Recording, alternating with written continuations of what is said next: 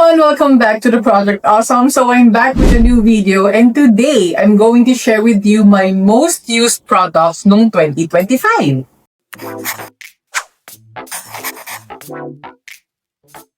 Let's start with skincare. Marami akong cleanser na tinry ng 2025. Of course, alam nyo na, nagre-review tayo. Pero itong dalawang cleansers na to, yung I think pinaka nagamit ko. First is the Everblena Plus Low pH Qualane Facial Cleanser. I think 2 years or 3 years na akong gumagamit. May 3 years na ba?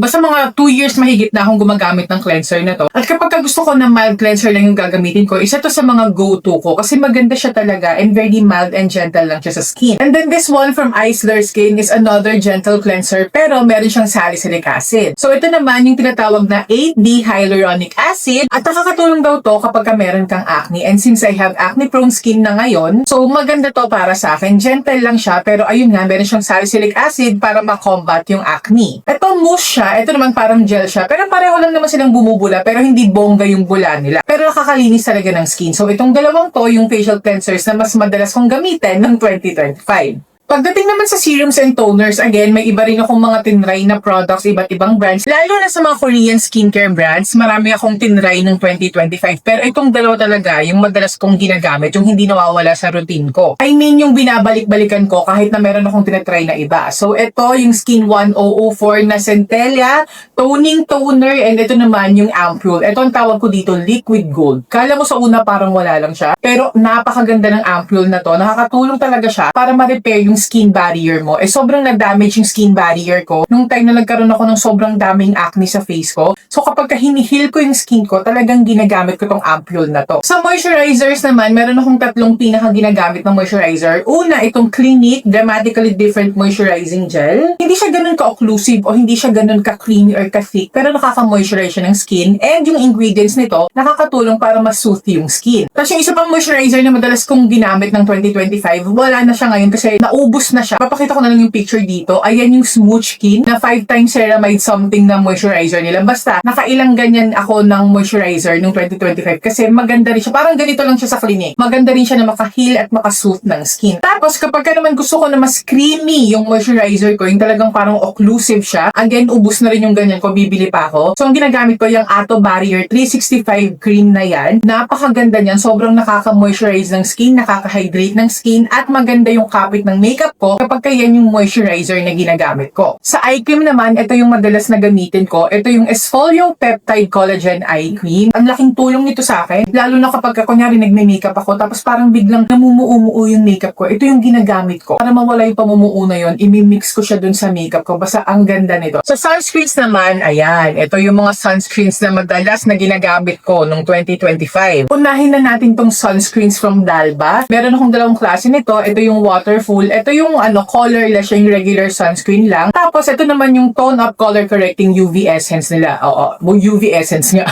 So parang UV essence waterful yung tawag sa kanila, pero ito tone up siya. So para siyang tinted sunscreen. Kapag lalabas ako, ayan, isa to sa mga madalas kong gamitin. Tapos ito naman, kapag gusto ko na maganda yung kapit ng makeup ko, kapag glowy yung makeup ko, ito yung sunscreen na ginagamit ko. Gaya ngayon, gamit ko siya kasi napaka-glowy at illuminating nito sa skin. I think pangatlong tube ko na to kasi ang ganda ng sunscreen na to. For me ha, gustong gusto ko siya. Another sunscreen is this K-Secret Soul 1988 Pine Tree Plus Ceramide Sunscreen. Ito naman, meron siyang SPF 50+, PA++++ na din. Na-receive ko to sa PR, pero simula nung nagamit ko siya, lagi ko na siyang ginagamit. Wala lang, ang ganda niya for everyday. Mako-compare ko siya dun sa nag-viral na sunscreen na Skin 1004, ganon. Maganda siya. Pagka nakikita ko tuloy itong sunscreen na to, very nostalgic na siya sa akin. Kasi nung times na nagsisimula ako magbalik-balik sa check-up sa doktor, nagsimula ako ng November 2024 hanggang mga March, ganyan. Ito lang yung sunscreen na ginagamit ko tuwing aalis ako. So, very nostalgic na siya akin kasi kapag nakikita ko to, parang bumabalik ako sa panahon na yun, lalagi akong pumupunta sa doktor, nagpapalab, kasi nagpapaturok na kung ano na ganun. Hanggang sa naubos ko na lang siya. Tapos, hindi pa ako bumibili ng ganito ulit since marami pa akong sunscreen na ginagamit. Pero, kung given the chance na bibili nito, oo naman, I will repurchase this sunscreen kasi maganda rin naman siya talaga. Madalas nga hindi na ako nag-moisturizer pag ito yung ginagamit ko kasi moisturizing na din siya. Pero pagdating dun sa tinted sunscreen, sunscreen talaga, ito yung pinaka naging paborito ko. So, unahin ko na tong Megan tinted sunscreen na to. Ito yung high defense tinted sunscreen nila. Matagal ko nang na-try to, mas maliit pa yung lalagyan niya before. Para sa akin, underrated tong tinted sunscreen na to. Nag-a-adapt siya sa skin tone mo. Wala siyang white cast, hindi siya maputi tignan, pero magkakaroon ng konting tint yung skin mo. Gustong gusto ko to, tapos matte pa siya. So, kung meron kayong oily skin, okay para sa inyo itong Megan tinted sunscreen na to. Pero hindi naman siya yung super matte. So, kung nyari, dry skin kayo, normal skin type kayo, kahit anong skin type nyo, okay pa rin naman to kasi hindi siya matte naman. Basta ang ganda din ito, tapos ang mura lang niya, 200 plus lang to, and meron na siyang 30 ml, tapos SPF 50 PA++++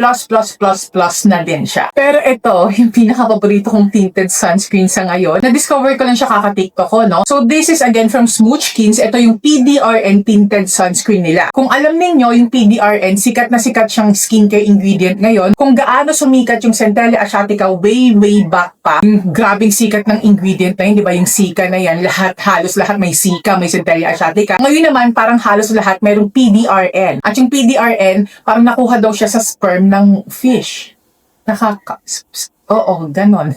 Pero maganda ang benefits ng PDRN. So ito, PDRN tinted sunscreen siya, and nakalagay dito na tone adapt din siya, and meron daw siyang luminous glow finish, at totoo yan. Gagawan ko to ng separate review, guys. Meron din siyang SPF 50 PA++++, and broad spectrum na siya. Every time naaalis ako, halos ito talaga yung tinted sunscreen na ginagamit ko. Lalo na kapag gusto ko, light lang yung makeup ko, na nang gagawin ko lang, maglalagay lang ako nito, maglalagay ako ng konting blush, tapos powder foundation lang. Yun lang. Tapos parang ang fresh lang tignan yung face ko. Basta gagawan ko ng separate review to, abangan niyo. Pero ito, I can vouch for this sunscreen. This is a good tinted sunscreen, guys. Punta kayo sa TikTok showcase ko. Charot!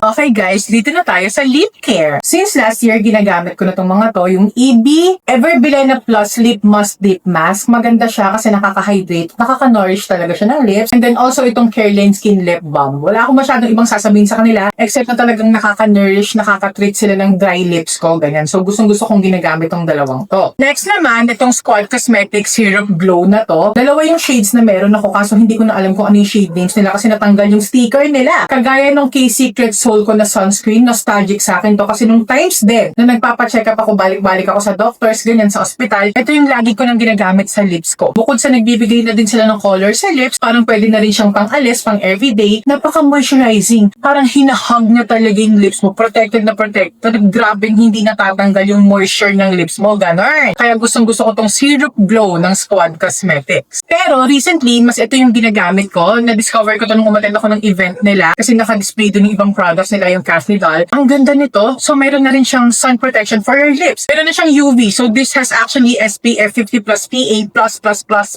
Nakaka-moisturize na din siya ng lips mo. So, yung meron akong shade is Healthy Caramel. And then, ito naman yung Healthy Peach. Ito, ginamit ko siyang pang lip prep ko ngayon bago ako nag-makeup. Punta naman tayo sa face mist. Ayan, guys, ang dami kong face mist dito. So, uunahin ko na tong sa Squad Cosmetics Refreshing Melon Mist. Nakita nyo naman, ubus na siya. So, ito yung ginagamit ko sa early part ng 2025. So, ginagamit ko siya kapag nagme-makeup ako, kapag gusto ko ma-hydrate lang yung skin ko. In between layers ng makeup, ito yung ginagamit ko. Nagagamit ko rin siyang pang set ng makeup. Tapos, napakamura. 100, magkano ba to? 199 o 120. Basta parang ganun. Kasi nalilito na ako dahil madalas mag-sale si Squad Cosmetics nito. Minsan mabibili ko to ng 99 pesos lang. Minsan nabibili ko siya 120 pesos lang. Ganyan, 119. So kapag nakakita kayo na meron silang stock nito, bili na kayo kasi yun nga, madalas siyang sold out. And maganda rin siya talagang pang-hydrate ng skin sa skincare nyo o kapag nagme-makeup kayo, ganun. Another face mist is this one from Hyalu, and this is the Hyalu White Truffle.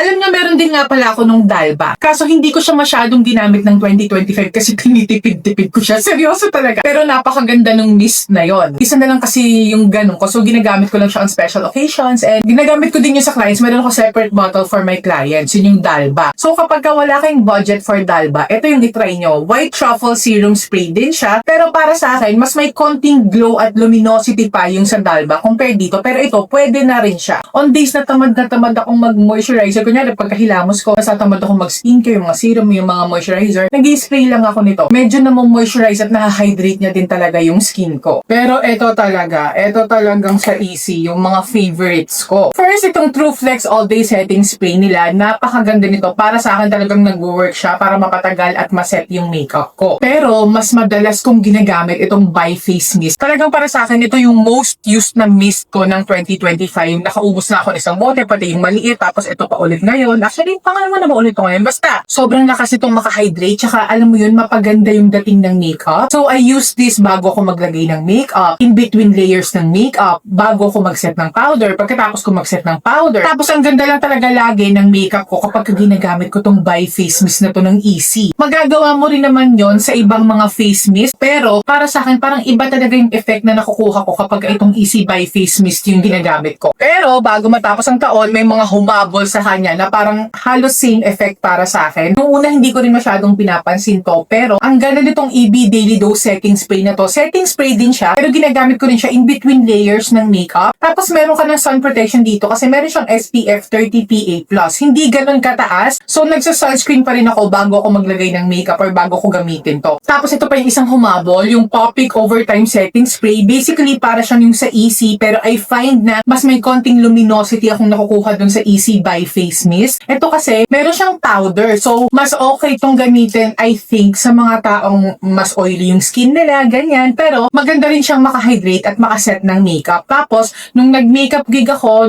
kailan ba yun? Nung December lang, nag-makeup gig ako, ito lang yung ginamit ko sa client ko. Tapos, walang hulas talaga yung makeup niya at all. At prenup pa yun ha, pero dahil hindi nahulas yung makeup niya. Ang ganda nitong Popic Overtime Setting Spray na to. Pero, yung number 1 sa puso ko ngayon, itong sa Tevian. Ito naman, hindi siya setting spray, fixing spray siya. So, talagang malalock in niya yung makeup mo. At ang gusto ko dito, hindi na babago yung finish ng makeup mo. Pag ito yung ginamit mo, nalalock lang niya, nasiset lang niya, nafi-fix lang niya. Isa to sa pinakamagandang fixing spray na na-try ko. And I really love the mist. Very fine, parang wala kang nilalagay. Sa primer naman, hindi ako masyadong gumamit ng maraming primers ng 2025 kasi hindi ako mag-primer na tao. Para sa akin, ang ginagawa kong primer ko, yung sunscreen ko. Pero kung meron akong isang primer na talagang ginamit ng 2025, eto yon, yung Get Ready With Me Cosmetics SPF BFF. I really love this primer kasi unang-una sa lahat, sunscreen na din siya. Pangalawa, nakaka-moisturize din siya. Pero gumagamit ako ng separate moisturizer. Ang ganda rin talaga ng finish ng makeup or ng kapit ng makeup ko kapag ginagamit ko to. Pero basically, kaya ko siya paborito kasi sunscreen and primer in one na siya. For the concealers naman, marami rin akong tinry, pero ito yung mga concealers na talagang pagka naghahanap ako ng concealer, ito yung mga una kong kinukuha, ganon. So, uunahin ko na dito sa Pretty Secret na to. Guys, napakamura, napaka-affordable nito, pero ang ganda-ganda ng concealer na to. Ang downside lang dito, dalawa lang yung shades na available sa kanya, pero pasalamat na lang ako na pasok yung skin tone ko sa shades na meron siya. Ito lang yung ginamit ko as my foundation for today's makeup look. And tignan nyo naman, napaka-flawless ng finish nito. Basta, 149 pesos lang to. 12.5 ml. Tapos ang tagal-tagal mo nang gagamitin. Tignan nyo naman, madalas kong ginagamit yung concealers na to. Pero tignan nyo, ang dami pang laman nito. Ito na nga yung bagong packaging niya. Promise, ang ganda nito. Blendability-wise, coverage, yung longevity niya, tumatagal din siya talaga. Next concealer is ito. Tinatanong pa ba yan? Of course, yung Tevian concealer. Kung gusto nyo ng full coverage, long-lasting na concealer, blendable, ito, try nyo rin to. Napakaganda and high quality talaga siya. Kala mo talaga pwede siyang makipagsabayan sa mga high-end. Actually, para sa akin ha, kino-consider kong high-end itong Tevian. Ewan ko kasi ganun lang talaga yung datingan niya para sa akin. Parang high-end talaga itong Tevian na to. Kung a-attend ako ng event at kung alam kong pang matagalan, isa tong concealers na to sa ginagamit ko. Ngayon, ito naman yung kino-consider ko na everyday concealer ko. Itong sa Follow Red. Hindi ko akalaing magugustuhan ko ng bonggang to. Simula nung na-try ko siya, lagi ko na din siya talagang ginagamit kapag mga errands day lang, pupunta ako sa church or kung ano man. Basta, ang ganda rin ang coverage nito. At the same time, hindi siya heavy tignan sa face at hindi rin siya heavy sa skin. Pagka naubos ko, bibili ulit ako nito. Tapos, ito pa. Ito, favorite na favorite ko rin to. Alam mo, parang para sa akin, magic mo tong concealer na to. Parang ganon. Ito yung ginagamit ko sa under eye ko. Hindi ko siya ginagamit sa mga dark marks ko. Ganyan, sa under eye lang talaga. Yun din naman kasi talaga yung purpose niya. Pero kung gusto siyang gamitin sa mga dark marks nyo, okay lang din naman. Pero mas ginagamit ko siya sa under eyes ko. Ito yung Easy Under Eye Brightening Concealer nila. So, dalawa yung shades na ginagamit ko. Yung pinaka-swak sa shade ko, yung shade match ko talaga is yung shade na light peach. Pero kung gusto kong mas mag-brighten brighten up yung under eye area ko, ang ginagamit ko yung pinaka-light, which is yung Fair Peach. Ito, yung parang concealer and corrector in one na siya. Perfect talaga siya sa under eye, pero ang ganda rin ng coverage niya. Hindi ko alam kung paano nila nagawa yun. Serum light siya, pero talagang nakaka-conceal siya ng dark circles mo. Na-realize ko lang na hindi ako madalas gumamit ng foundation nitong 2025 kasi yung mga concealers na ginagamit ko, minsan sila na rin yung foundation na ginagamit ko. Nilalagay ko na rin sila sa buong face ko. I have a lot of acne marks right now. So, ang dami kong pinaglalagyan sa mga acne marks ko, kalat-kalat sa buong face ko. So, might as well, siya na yung gamitin kong pinaka-foundation ko since parang nalalagay ko naman siya sa buong mukha ko, yung mga concealers ko. Pero kung meron man akong foundation na madalas kong nagamit ng 2025, ito yung dalawang yon. Tsaka meron pa dito,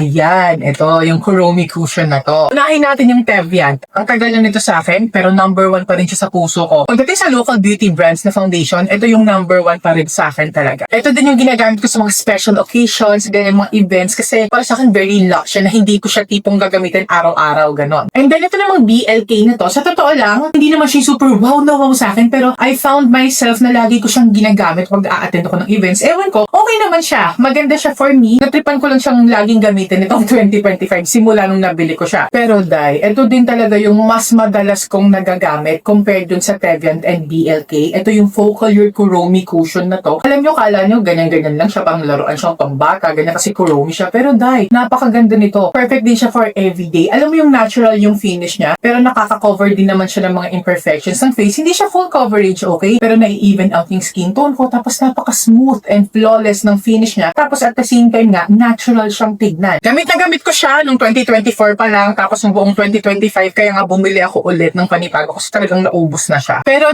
may humabol pa dyan na cushion bago matapos ang taon. And of course, Teviant na naman yun. Napakabongga rin ito. May review ko nito, nilagay ko dito sa YouTube yung review ko dyan. Napaka-natural lang ng finish na to, pero alam mo yung tumatagal siya talaga. Ewan ko ba, kahit nga na-release lang siya later part na ng 2025, pero sinama ko pa rin siya dito sa video na to kasi mas madalas ko na rin siyang ginagamit compared sa ibang mga base products ko simula nung na-try ko siya, simula nung na-receive ko siya. Dito naman tayo sa powder and of course, number 1 ko dyan yung ZC powder ko. Ito, nakatatlo na akong ganito. Pero may dalawa pa siyang other designs. Kala ko iba yung formula pero pareho lang naman. Ito yung mga yun. Sa sobrang gusto ko ng powder na to, tinry ko lahat ng design pero pare-pareho lang pala yung formula nitong tatlong to. Ang problema ko lang dito sa mga to, mabilis mabasag. Katulad nito, nabagsak ko lang to kanina. Kanina lang. Ayan o, nabasag siya. Ito rin, nabagsak ko to. Basag na rin siya.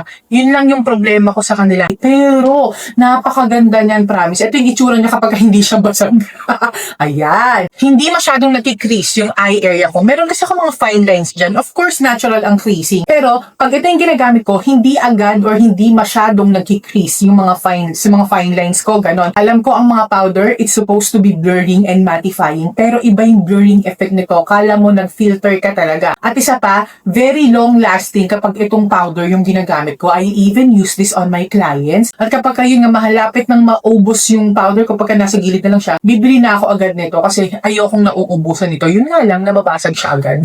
So, ingatan nyo lang. Next powder na madalas kong nagamit ng 2025 is this one from Shiseido. So, nabili to ng kapatid ko sa Japan. Ayan. Alam nyo, ito yung powder na tipong, kala mo Anli, kala mo powder ni Doraemon. Parang hindi siya nauubos, ganon. Pero, ang ganda nito, nakaka-control ng oiliness tapos parang natural lang yung finish na kapag ito yung ginamit mong pang-set. And I think okay to sa mga taong may sensitive skin. Yun nga lang, maghinay-hinay kayo sa paggamit ito kasi nakita nyo, di ba, puti siya. Pag nilagay mo, hindi naman siya ganyan kaputi. Parang translucent siya. Pero pagka napadami yung lagay mo, medyo maputi talaga yung lalabas sa skin mo. So, hinay-hinay lang sa paggamit kasi a little goes a long way sa powder na to. Makakaset na siya agad. And then, another powder na talagang gamit na gamit ko ng 2025 is this one from Cathy Doll na hindi ko inakalang lagi kong gagamitin. Ito, na-receive ko sa PR. Tapos, it's a tad darker than my skin tone. Yun yung shade na napunta sa akin. This is medium beige. Pero, ang ganda ng effect niya sa skin. On days na gusto kong simple lang ako, parang natural lang yung datingan. Maglalagay lang ako ng tinted sunscreen, yung ginagamit ko, yung sa Smoochkins na PDRN. Tapos, ito yung powder foundation na ginagamit ko. Kahit na medyo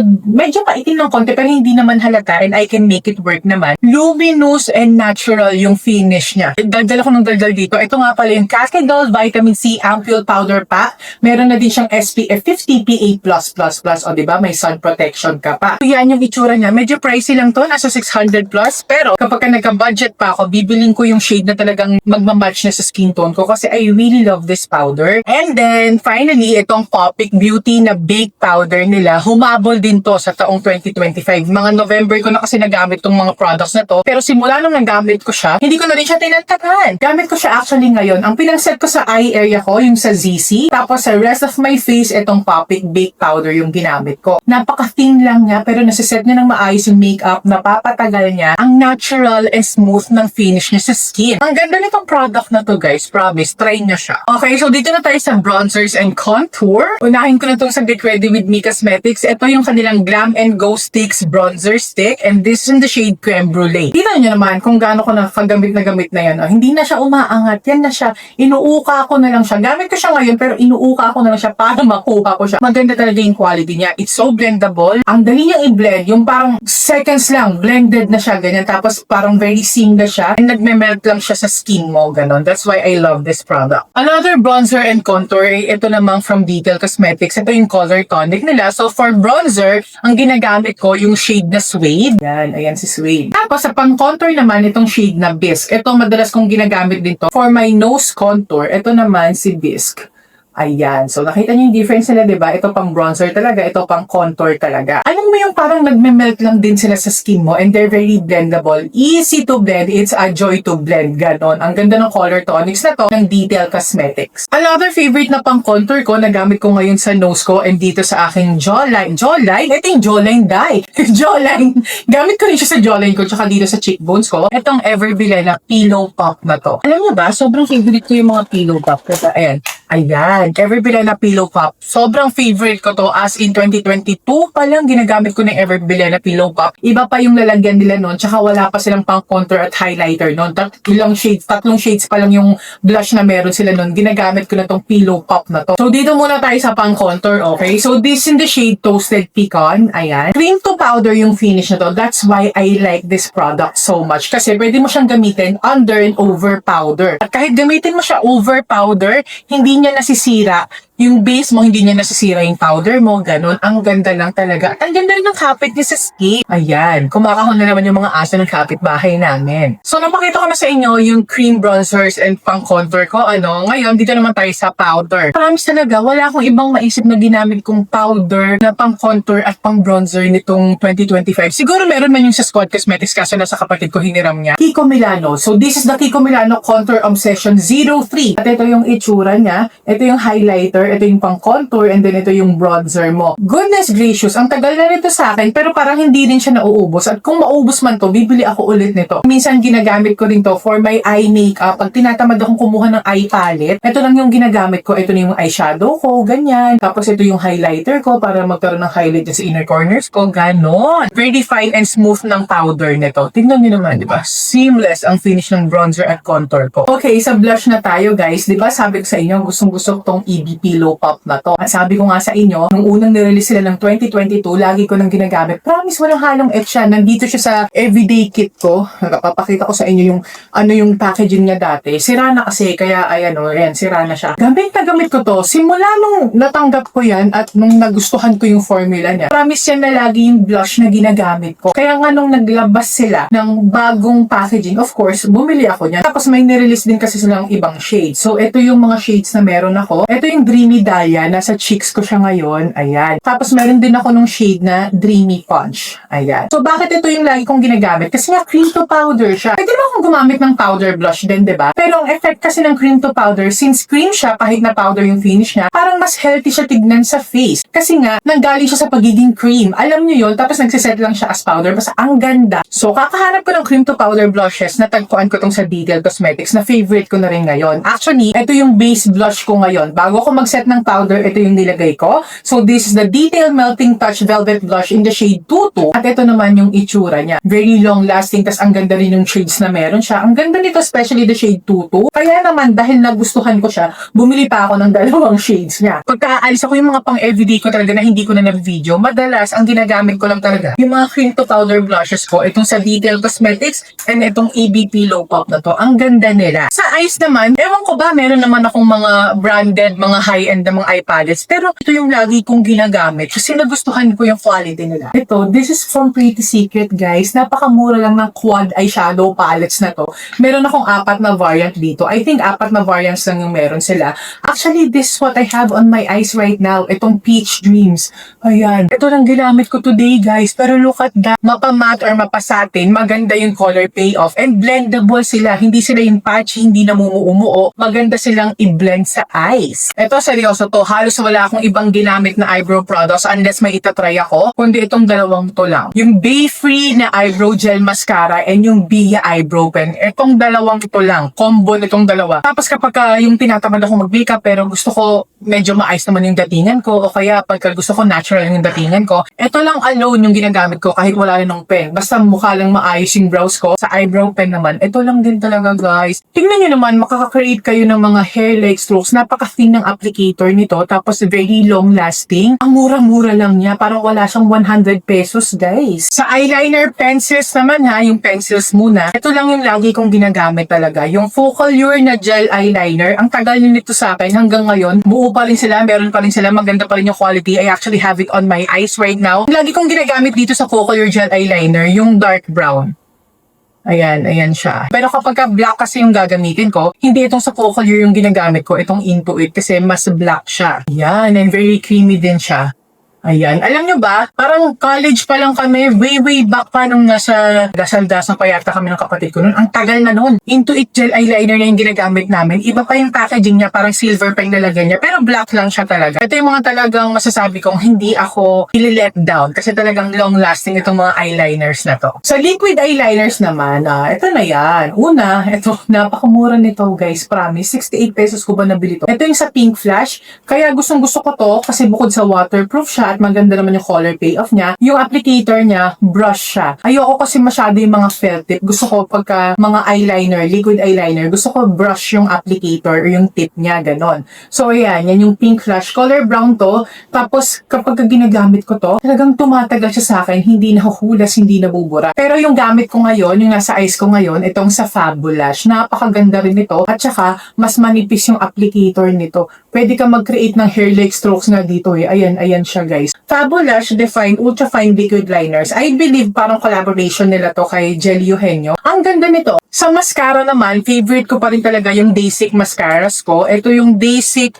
Mood Up Mascara Long and Curl. Hindi ko nga alam kung meron pa nito, pero ginagamit ko pa rin siya hanggang ngayon. Ang ganda niya. Meron akong black, meron akong brown. Pero itong later part ng 2025 na-discover ko tong sa JMCY. Dual-ended siya. Ito yung tinatawag na Long Wear Curling Double End Mascara. Sabi dito 3-in-1 siya. So, ito yung isang end, yung manipis lang yung wand. Tapos ito naman yung sa kabila. Mas makapal yung wand niya. Ito yung gamit ko ngayon. Ayan. Napakaganda nito. Tumatagal rin talaga. And na-hold na rin yung curl ng eyelashes ko. For the lashes, mas madalas na akong gumamit ng glue-free lashes ngayon. At nakita nyo naman siguro to. Tignan nyo naman. Ang dami ko nang nagamit. Ito na lang yung natitira sa kanya. So, ito yung pinaka-favorite kong brand ng glue-free eyelashes. And this is from Doro Lam. Natutuwa ako sa kanya kasi glue-free, di ba? So, minsan nakakatakot baka matanggal, baka malaglag agad. Pero hindi. It lasts you the whole day. Talagang nakakatapos ako ng isang event na hindi talaga siya natatanggal sa pilik mata ko. Tapos recently, na-discover ko rin itong sa Babe Blush na to. Para siyang book of lashes. Ayan. Ang dami nga ng design, di ba? Tapos nagamit ko na rin to sa events. Nagamit ko rin to sa clients. Ayan, dito kumuha na sa client ko and very tumatagal din siya at maganda rin, very manikit, maganda rin yung kapit sa pilik mata. Promise talaga, simula nung na-discover ko yung glue-free lashes, mas madalas na sila na yung ginagamit ko kasi alam niyo naman na mahirap tanggalin yung eyelash glue pero ngayon na lang ako ulit gumamit ng pilik mata na gumamit ng eyelash glue at ang gamit ko ngayon is from Fabulash. So ito yung ginamit kong lashes ngayon, ayan siya, o diba ang ganda rin. Ngayon na lang ako ulit gumamit ng lash glue, promise, kasi mas madalas glue-free lashes na yung mga ginagamit ko. O eto na, nasa lip liners na tayo. Tignan nyo naman yan. Ito yung mga favorite lip liners ko. First, itong Detail Lip Trace na lip liners. Gustong gusto ko to kasi creamy sila kapag nilalagay. Tapos once na nag-set na, hindi na siya nag-move, hindi na nagbabudge and long-lasting din. Another brand na favorite ko ng lip liners, of course, yung Get Ready With Me Cosmetics. Ito yung kanilang lip contour. Ray Earth yung gamit ko ngayon, pero yung shade na Bunny yung gusto ko. Kasi gusto ko yung mga neutral na ganyan. So, ayan si Bunny. Tapos, gusto ko rin nga yung sa Vice Cosmetics, meron din akong 3 shades nila. Ito yung Bonnie ng Get Ready With Me. Ito naman yung Kisses It ng Vice Cosmetics. Ayan. Ito yung mga favorite lip liners ko sa ngayon. Ito, nagustuhan ko rin tong sa Chuchu Beauty na to. Ito naman, lip crayon nila. Para silang malaki or para silang jumbo lip liners. Ito yung tinatawag na Doll Me Up Lip Crayon. Ang favorite ko naman dito sa ngayon, yung shade na Chick Flick. Ayan. Ito si Chick Flick. Kung saan-saan nilang nag-swatch no? Ayun nga, once na nag-set na, hindi na rin talaga sila nag-move. Ito naman yung Squad Lip Fix Lip Liners. Well, alam kong matagal nang may lip liner si Squad Cosmetics, pero recently ko lang silang tinry kasi yung mga unang release nila ng shades nila, hindi ko masyadong bet. Recently, nag-release sila ng 3 bagong shades at gustong-gusto ko yung mga shades na yon. So, ang pinaka-favorite ko sa ngayon is yung shade na Caffeine. Ayan, ito si Caffeine. So, nakikita nyo, yung medyo pagkakapareho ng mga shades na gusto ko, diba? More on the neutral side sila. O sa mga pang-araw-araw na lipi ko naman, ito na yan, yung Detail Cosmetics Glass Stain. So meron ako yung full size nila na Rose Latte. Ganda lang din talaga for everyday. Ito yan, si Rose Latte. Tapos meron din ako yung mga minis lang nila kasi napakadami ko nang lip collection. Napakadami kong lipis talaga. So kapag meron akong bibili, natutuwa ako na merong mga ganitong maliliit lang. So para lang matry ko sila, yun yung binibili ko. So meron akong 2 shade pa dito ng Glass Stain. Ito yung True Naked. And then, ito naman yung Dark Rose. Ito yung darkest nila. Ito yung mga ginagamit ko sa pang-araw-araw ko. Niro-rotate ko lang sila. Ngayon, kung pang-events naman, ito na yung mga yan. Easy Cosmetics and Tevian. Hindi ako masyadong nagli-lipstick sa pang-araw-araw lang. Pero kapag merong special na occasion events, laging easy yung ginagamit ko. Especially yung True Satin Lip Bullets nila. Meron lang akong isang favorite ngayon sa Velvet line nila. Yung shade na Folly. Ayan, si Folly. Pero madalas, ang ginagamit ko sa kanila, yung True Satin. Kasi nga, gusto ko yung glossy-glossy. So ngayon, ang nasa lips ko, yung shade na Promenade. Ayan, yan yung nasa lips ko ngayon. Nagpatong lang ako ng lip gloss. Tapos yung 2 shades pa na favorite ko, yung shade na Ballroom. Kasi nung adik na adik ako kay Sabrina Carpenter, ewan ko ba, parang ito yung lagi kong ginagamit. Tapos gusto ko rin yung shade na Bow. Ayan naman si Bow. Laging lipsticks ng Easy Cosmetics yung ginagamit ko. Lip gloss naman, ito naman yung mga pangbato ko. Una na tong sa Easy Cosmetics. Ito yung sa limited edition nila, holiday collection nila. Pero hanggang ngayon meron pa ako. Ito yung shade na Macabre. At natutuwa ako, nag-release sila dun sa fat gloss nila ng shade na Macabre. So, it's here to stay. Hindi na siya limited edition. Gustong-gusto ko to, basically because of its shade. Very neutral. Napakaganda nito. Tapos, ito rin sa Tevian. Ito yung mga lip vinyl nila. Favorite lip gloss ko sila sa ngayon. So, meron akong 3 shades na paborito. Yung nasa lips ko ngayon, yung shade na Oh Yes. Tapos, favorite ko rin tong shade nila na Shut Up. Kasi again, very neutral, cool tone, yung mga ganon. Ayan, tignan nyo naman yan. Ang ganda. Ayan, yan yung shade na Shut Up. Tapos, isa rin sa pinaka-favorite ko, yung shade na Nasty. Ayan, si Nasty. Hindi siya masyadong napag-uusapan yung mga Tevian Lip Affair collection na to. Pero ang ganda naman ng quality nila. So, yan yung mga lipis na madalas na ginagamit ko. So, medyo napagod ako dun, no? Kasi medyo marami yung pinakita ko sa inyo at ngayon ko na lang yan ginawa ulit. So, those are all the products na madalas na ginamit ko ng taong 2025. At ngayong taong 2026, excited na ako sa mga bagong ma-release pa na products na pwedeng mapasama sa magiging most used products ko rin of 2026. So, di ba? Tagal pa nun. So kung meron man kayong mga questions regarding the products na pinakita ko sa inyo, mag-comment lang kayo sa baba. Thank you so much for watching, guys, at sana nag-enjoy kayo sa panonood ng video na to. And please, if you're not yet subscribed here in my YouTube channel, please do subscribe for more videos like this and don't forget to hit that notification bell para ma-notify kayo pag meron tayong mga bagong videos kagaya nito. Thank you so much again for watching and I hope to see you in the next one, you guys. Stay awesome and accomplish your mission. Bye!